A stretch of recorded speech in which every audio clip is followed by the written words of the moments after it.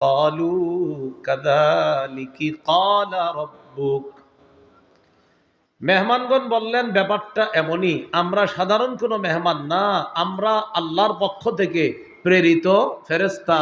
আমরা বলছি আল্লাহ এমনটি বলেছেন, অতএব আপনি বৃদ্ধা আবার বন্ধা, এই আপনার মধ্য থেকেই আল্লাহ সন্তান দুনিয়াতে এনে তার ক্ষমতা আল্লাহ পৃথিবীবাসীকে দেখায় দিবে।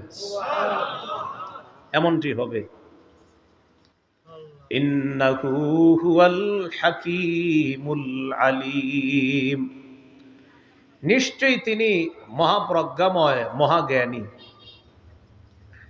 এখান থেকে সামান্য একটু কথা আমরা আলোচনা করি।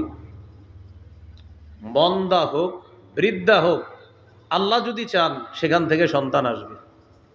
যুবতী হোক, দেখতে সুন্দরী হোক, আল্লাহ যদি না চান সন্তান আসবে না। সূরা শুরা 49-50 নম্বর আয়াতে আল্লাহ বলেন, লিল্লাহি মুলকুস সামাওয়াতি ওয়াল আরদ ইয়াখলুকু মা